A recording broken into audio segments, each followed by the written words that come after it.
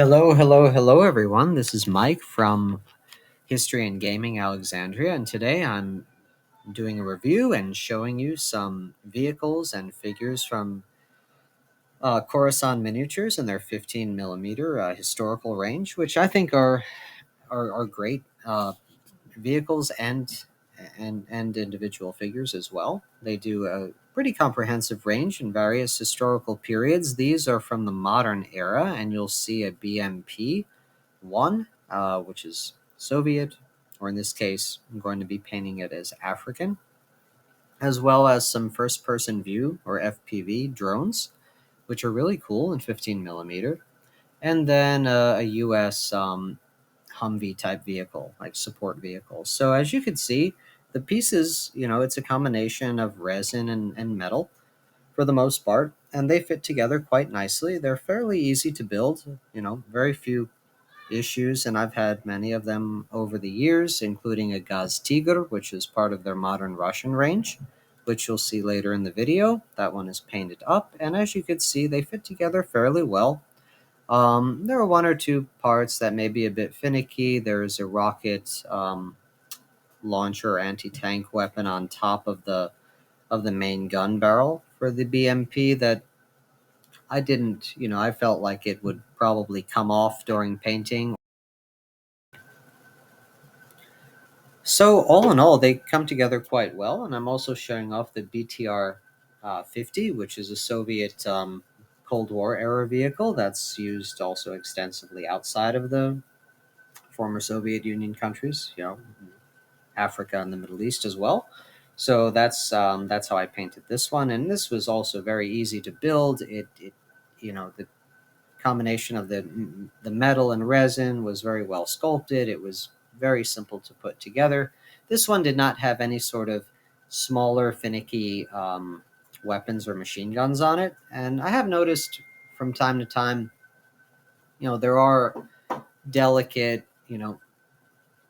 auxiliary weapons and machine guns that you're expected to glue on top of the vehicles. That was the case with the Gaz Tiger and obviously the rocket for the BMP1. And some of those things I just feel, this is my personal preference, that with gameplay and painting for something that's really going to be used on the tabletop, I just as soon leave some of those things off, because knowing myself, as they get used and stored and taken out, they're just likely to break off anyway. And at the end of the day, it's, you produce you want to produce a high quality model and paint something that looks impressive, but also it's not a scale model for display. It is a piece to be used on the tabletop and kind of build and prepare it accordingly. So for some of those things, I've tended to leave them off if they're just going to break off anyway. But to each his own, and you could certainly take the time to glue those things on and try to make them fit if it's not easy. I personally don't. And it worked just fine for both the BMP, or Oboyova Machina Pechoty infantry fighting vehicle, the BTR, Brane Transporter or armored transporter, which is also armed, but it did not have a small machine gun, and the Gaz Tiger, which is a modern, armed utility vehicle that the Russians predominantly use. That said, the vehicles, came out great, and I'll definitely do a final short video on the BMP one, and as you can see, the BTR 50 also came out really well, and there are figures as well. So I am showing some pictures of their modern range, especially modern range focused on the Middle East. So you can see some Somali pirate figures, some Middle Eastern insurgents and irregulars. There are also pickup trucks and technical pickup trucks with light machine gun crews, which are really great.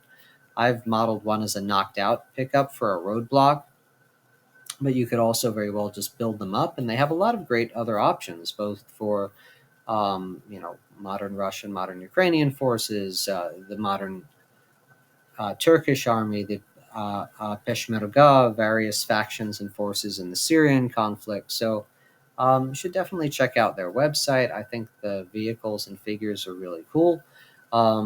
I do wish they'd make some modern French figures, but I have other options that I've used and put together for those as well.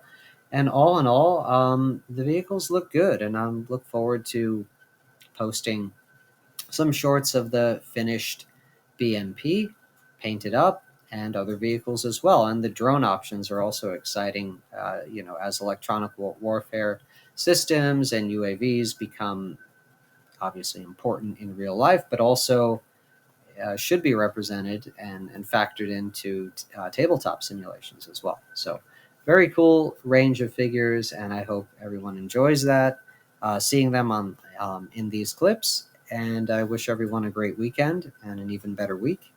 And see you next time, everyone.